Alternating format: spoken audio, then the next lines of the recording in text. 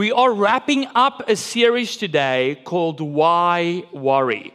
And this is the third week that we're talking about this topic of worries in our life. And I think today's one is the one that really affects me the most because I'm a visionary person. I'm someone who always thinks about the future and where we could go. So often, the things that I worry about the most are things in the future. And I think for all of us, this is true to some extent. Think about how much time you spend thinking about tomorrow, next week's bill, next month's job uncertainty, next year's plans and ideas that you have or your dreams. And we are always trying to get ahead in life. So we plan and we prepare and we predict for the future, but instead of it often filling us with joy and excitement about what's to come, it is like a weight that weighs down on us, that pushes us into the ground. And I think most of us, even if maybe you're not so future-orientated, can say there is a weight that we live under of what's next. And that is exhausting, not just for our bodies physically, but also for our souls. And what if there is a way that we can find peace that has nothing to do with controlling our futures? And that is what we'll be reading today from Matthew 6, verse 33 to 34. If you want to open your Bibles, you can open it to Matthew 6. Only the 2 verses. It's going to be on the screen as well. But we started looking 3 weeks ago at this piece of a sermon, a big sermon that Jesus preached, the Sermon on the Mount. And this section talks about worries of life and what we can do with it. And each week we read a different section. And today we are reading the closing remarks of Jesus about the worries of this life. So Matthew 6, verse 33. Jesus said, think about everything that we've already read about worries. Don't worry about this stuff. And then he says, but seek first His kingdom, so God's kingdom and His righteousness, and then all these things, everything that you worry about, what you will eat and what you will drink and what you will wear, all these things will be given to you as well. So therefore, do not worry about tomorrow, for tomorrow will worry about itself. Each day has enough trouble of its own. We have already looked at, over the last couple of weeks, and if you've missed any of that and you want to go and catch up, you can do so on YouTube, Spotify, Apple Podcast, wherever you find your podcast. But we've already looked at the diagnosis of why do we worry so much in life. And we learned in the first section that Jesus preached about that often it has to do with the superficial view of life and our need to control stuff that we shouldn't control. And last week we said, but even if we can look past that, and even if we don't want to be in control, stuff still happens to us that can cause worries. So what is our response? And we looked at that last week. We should have a response of faith, where we choose rather to focus on the problem, to respond in faith and trusting that God will take care of us. So faith doesn't always change the challenges we face, but faith always changes the way we face it, the way we handle it. Today, we are looking at how we can get ahead of challenges. Is there a way for us to get ahead of it so that we do not always have to be worried constantly? Is there a way to prevent some of our worries? And I think that many of our worries can be overcome if we change what we prioritize in life. And that is our topic today. The third part of our series, Why Worry, is worrying is a priority issue. Worrying is a priority issue. Jesus closes this section of his sermon by saying, but seek first. And I want to talk quickly about those first 2 words. Because when we read the word but in the English language, it's normally just a transition from one section to another. In the Bible, in Hebrew culture, it was often used differently. So when you read the word that's translated as but, that was often a way that they would call people's attention in. So it's like, make sure you're listening now, make sure that you focus, because what I'm about to say is going to change your life. So Jesus is calling their attention to something. And I want you to see this today as well, that as we go through what this text is saying, This is not me coming and saying like, hey guys, I have studied worries my entire life. And as someone with a PhD in worries that I do not have, I can tell you what to do. This is not what this sermon is about. This is Jesus saying, make sure that you hear what I'm about to say next because it will change your life. And if we do believe that there is a God and that God is Jesus, which I do, then His words should weigh heavier than anything else in our lives. But then there's a second word. He says, but seek. And that word seek sets us up for everything that's about to follow. Because it is a verb that implies that we are being absorbed in a search for something. It is a verb that implies that there is this persevering effort to seek God's kingdom. So what Jesus is saying here, hey, if you want to get rid of your worries, this is not you coming to church once, raising your hand, saying like, I want to surrender my life to Jesus, I want to be part of His kingdom, and then you become a passenger along for a ride of faith.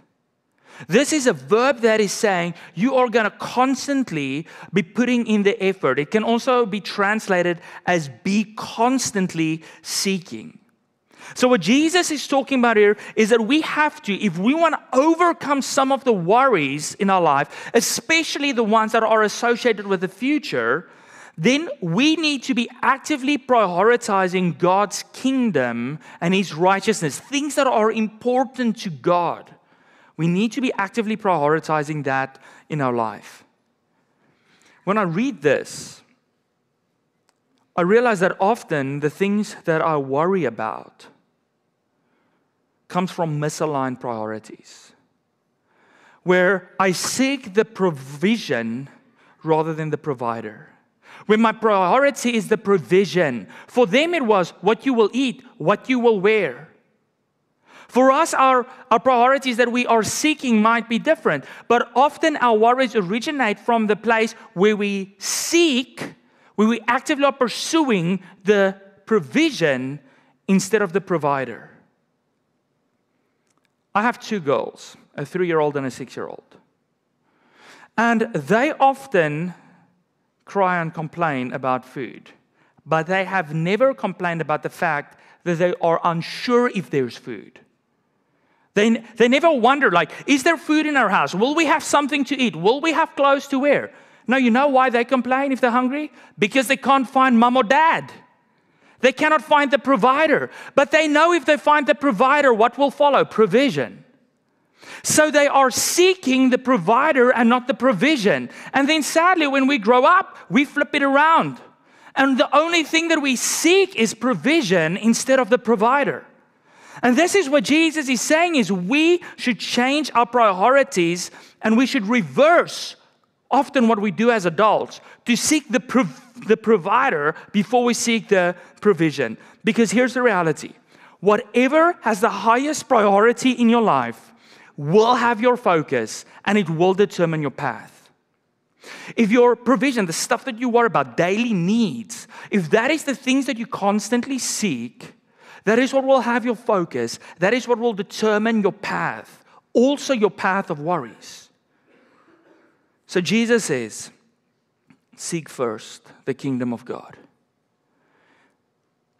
It says in everything in life, the first thing that you should seek, not the second thing, not the maybe thing, not the if I have time left thing. The first thing we should seek is the things that is a priority to God, the things that are due to Him. It's not an option, it's a priority. And as long as the things of God is an option in our life rather than a priority, our focus will never be on it. Because our focus goes to the things that's our priority. And the interesting thing is when Jesus says everything will follow, what He's saying is that only when we seek Him first, not when we seek how to be a better dad or how to spend my money better or how to be a better employee or how to be a better Christian. No, when you seek Jesus first, then the rest will follow. So when we make Him our priority, that's where we learn how to lead our families well, how to work justly, how to spend our time and our money well in a way that's God-honoring, in a way that He designed us to live. So let me ask you today, straight, where do you prioritize your relationship with Jesus? Is your relationship with God, is His kingdom the first priority in your life? Or is it first like work, making money, your next promotion, maybe a hobby, your kids, your wife, maybe the DIY project that you have to complete at home? And then somewhere at the end, God slots in. And most of us sitting here, especially if you're a Christian, would probably say like, no, Louis, that's not my life. I'm seeking Him first. So let's do it practical. If you look at your bank statements, what does your bank statement say? What do you prioritize first in life? What about your calendar? Because our calendars are full of things. What does your calendar say about your priority of God? You never show up late for a meeting. You never show up late to dropping your kids off at school. But what about your time with God, your quiet time? What about our worship together as a church? Like, what does your calendar say about God? Here is the one that really makes me think. I've got 2 girls. If I had to ask them, Abigail and Annabelle, what do you think I prioritize in my life? What would they say? What's the first priority? Maybe sitting here and you're like, Louis, I wish God could be my first priority, but you don't get it. I just don't have the time. You know how busy I am, how much stuff I have to do? I want to burst your bubble, but the reality is you always have time for the things you put first. Whatever you put first, you will make time for it. We do what we prioritize. It's not that we are too busy, it's that we don't prioritize thinking about God, praying. We don't prioritize living for Him and living for the things that matters to Him. And Jesus is like, this is what you need to get. If you want to live a life filled with peace, you need to prioritize me first. Because if you prioritize me, the rest will fall into place. He says, if you first seek the kingdom and God's righteousness, then all of these things will be given to you as well. See, most of our worries in life are not about a lack of stuff, but about a lack of priority. That's where it comes from. All of us have stuff. Our closets are full of clothes. Our houses are full of stuff. Our garages are full of stuff. We have storage units. Stuff is not the issue. That's not why we are worried. The problem is that we have a lack of priority for the things that really matter. And that's where our issues come from.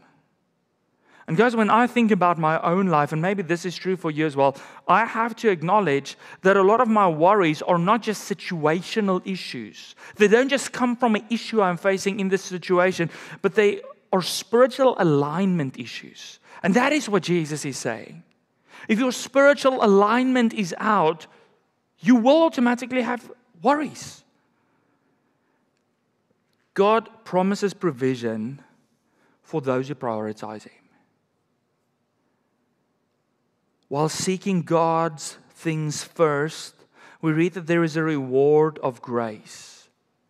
And this is not a prosperity gospel that's saying like, hey, if you just have enough faith, or if you just pray enough, or if you just give enough money to God's kingdom or whatever, then you will have everything you want and everything will be perfect and you will be perfectly healthy. That is not what He's saying. It's not a prosperity gospel. It's a peace gospel.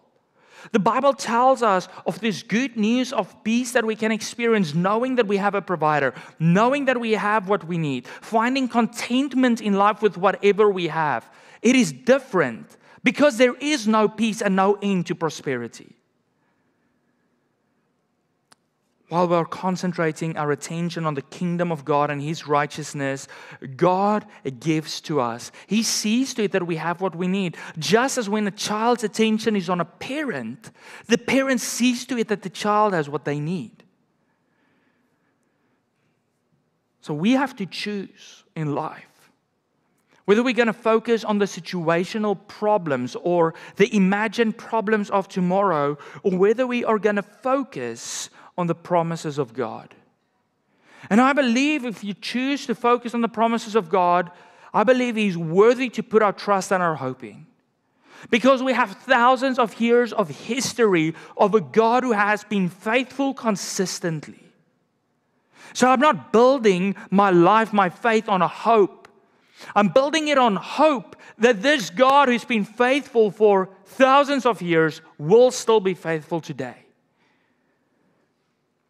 If we focus on the first stuff first, then the rest will follow.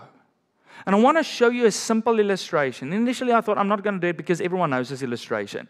But I still want to do it because this morning, just after 5, I'm like, I think people need to have a visual illustration because for some reason, we remember things better, right? If this is your life, we start filling it up often with the second and the third and the fourth and the fifth stuff first. So we start filling our life with, I need my tray, because this is a messy business. But we start filling our life with the wrong stuff first. So we start filling it with all the what-ifs, the imaginary tomorrows that might never happen. We start filling it with our work and our hopes for a promotion, with the dreams about new cars and new houses, our worries for what our children will achieve. And often there's smoke coming out of our ears after all of that wait, right? And then we're like, oh yes, you know what? I need to make time still for God. So I'll try to fit Him in there. And I need to make time for the things that He said. I need to be a priest and a prophet in my own house. I need to lead them spiritually. But guess what? This is not fitting in my life anymore. The things that are important cannot get in. But Jesus says when the first things go in first, it looks different. So when we choose to, instead of filling our life with all of those things first, when we choose to say, God, I'm going to live the way, Jesus, that you said. I'm choosing that option. So I'm going to start filling my life first with the things that matter to you. I'm going to focus on your kingdom and your righteousness. I'm going to focus on spending time with you. I'm going to focus on helping people who are needy and people who are poor. I'm going to focus on worshiping you. I'm going to focus on leading my family the way you want. And then I know life is still life. I know stuff will happen. I know my kids still need to go to university. I know I have hopes and dreams for tomorrow. But now suddenly, when I start with the first things first, everything else that you need, you will have. It fits. And that is what Jesus is trying to teach us. The first things should be first. Because what you first seek first sets the direction for your entire life. It sets the direction for your physical, for your mental, for your emotional health. It sets the path for your worries. It sets the path for how your children are going to grow up. What you seek first sets the direction of everything else. And Jesus is telling us, listen, if you follow me, you receive the kingdom of God as a gift. He gives it to us. And all He asks of us is to, after receiving this new principle of life, to pursue it actively. Not just to sit back and say, maybe if I have time left, Jesus, I will give you a little sliver.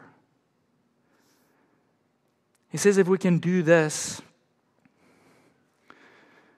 He says then therefore, once you've set your focus on me, therefore you do not need to worry about tomorrow.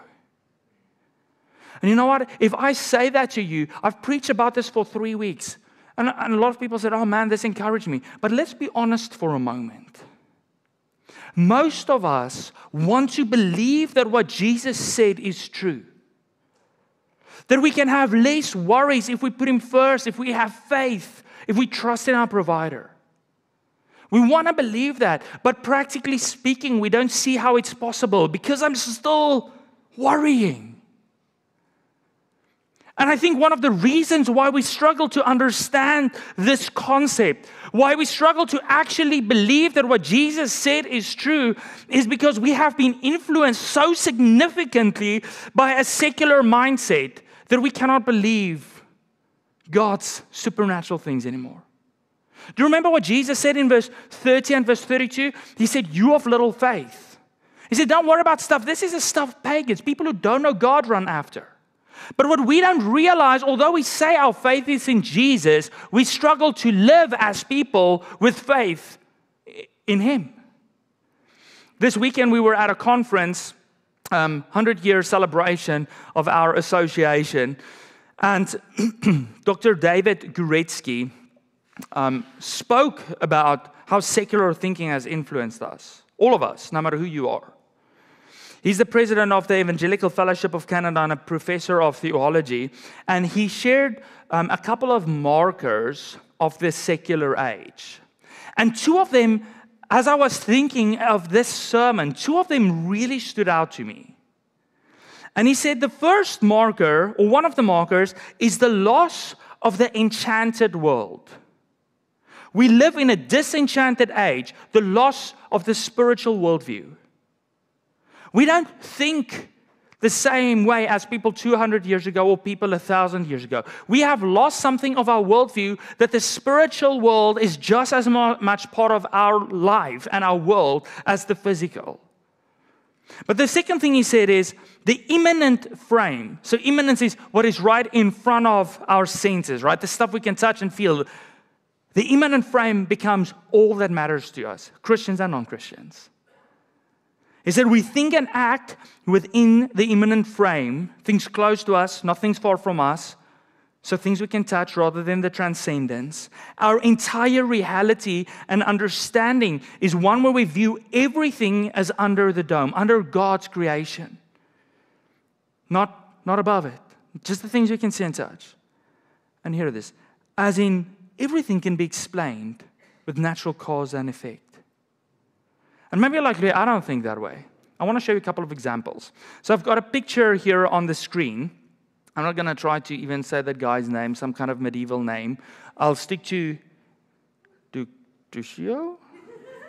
We won't go further. Okay. This was a painting of Jesus on the cross. What do you see at the top of the cross, around the cross? What do you see there? What do you see?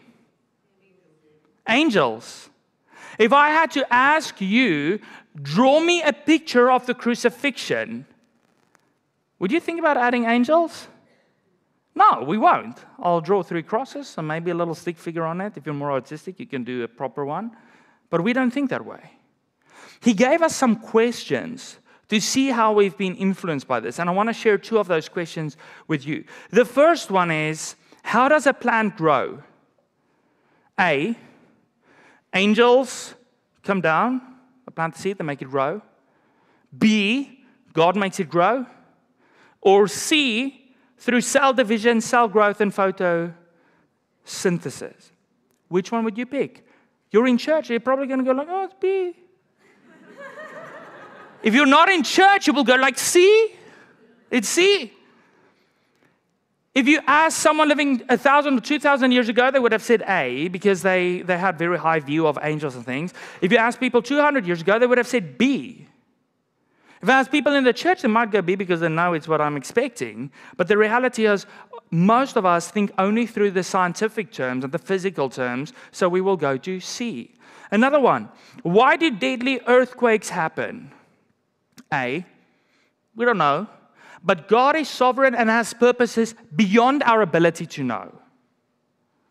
B, we don't know, but God can use it for good. C, they happen because of plate tectonics and buildup of geological pressure. We'll go C.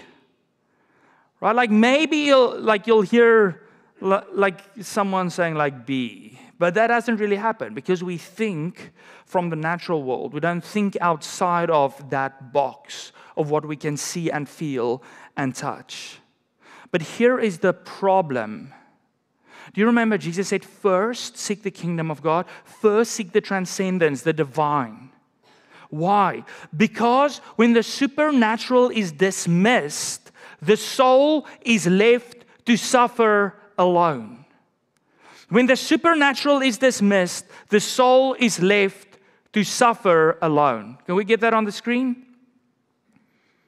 Not only does our worries originate from this natural world, where we think about the stuff that we eat and what we will drink and what we will buy next, but the problem is we often only look to healing for our problems from this natural world as well. But we forget that we are not just body and mind, we are body, mind, soul, and spirit. And our souls are being crushed and our souls are suffering because we have lost the view of the transcendence, of the divine, of God.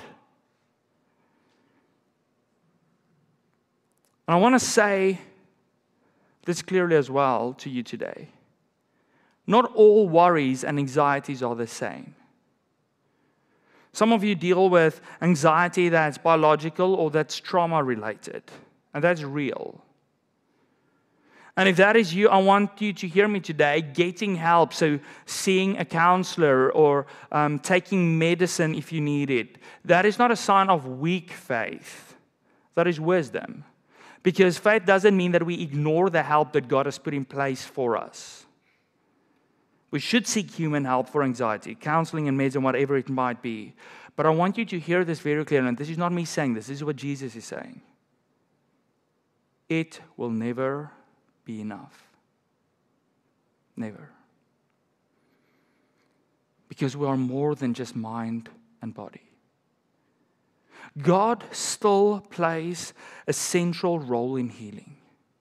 And especially in a country like Canada, I think that is something that we've often forgotten, not just in the practical world around us, but even in medicine. They still give us as pastors privilege to enter the hospital and see people in need. But it's often because of the person's human right for religion, not because they believe that God plays a central role in healing. But God does still play a central role in healing.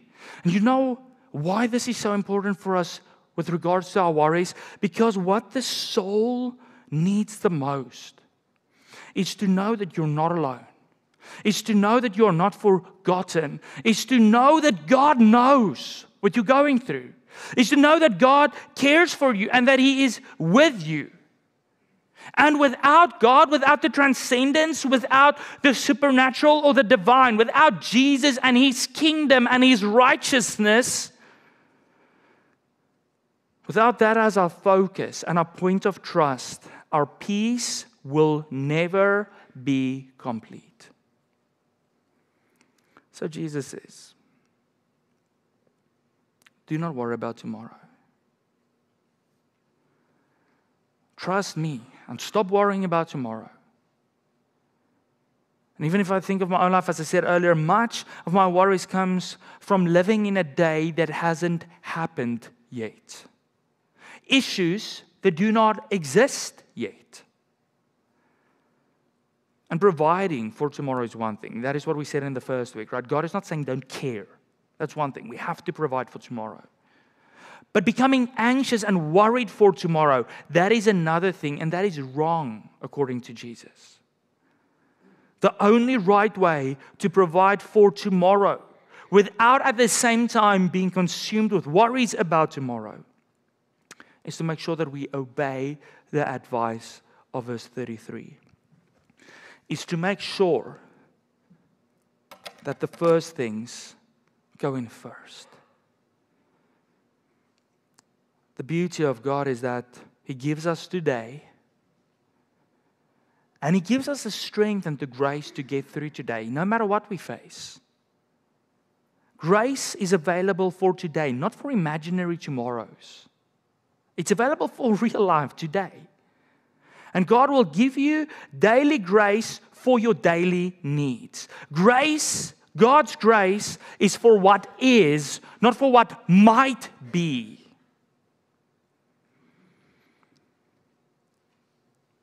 Tomorrow might have its own new troubles. Jesus said it. Tomorrow will have its own troubles.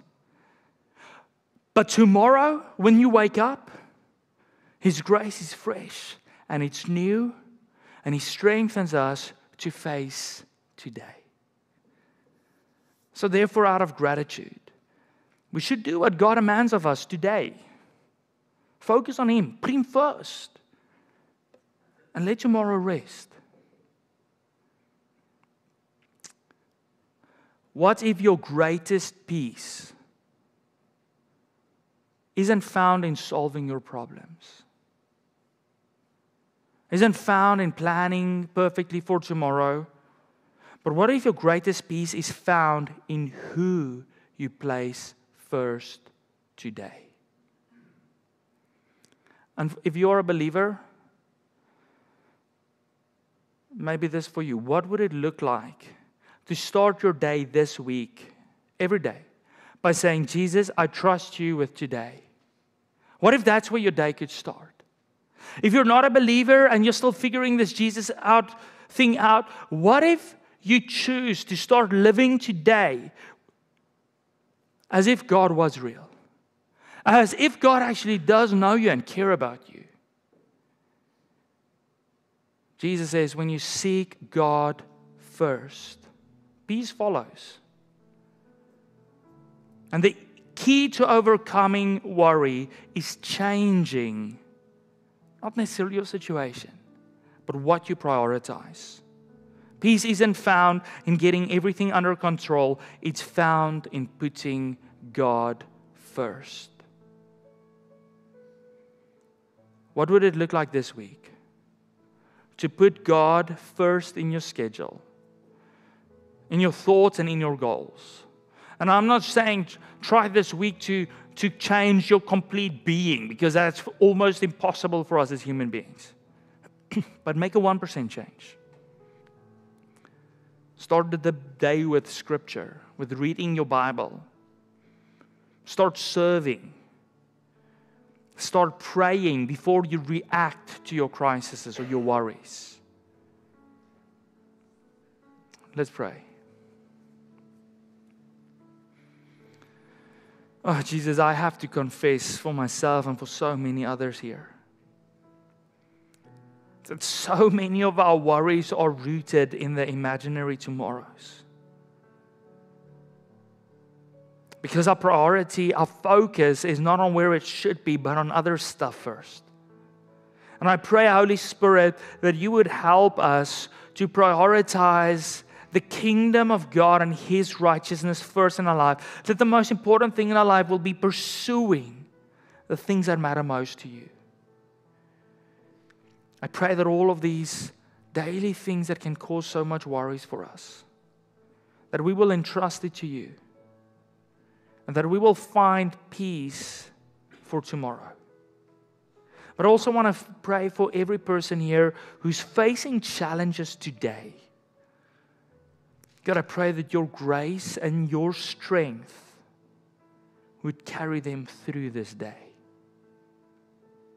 And no matter what tomorrow brings, I pray when they wake up tomorrow and they turn their eyes to heaven, that your strength and your grace would be fresh and new.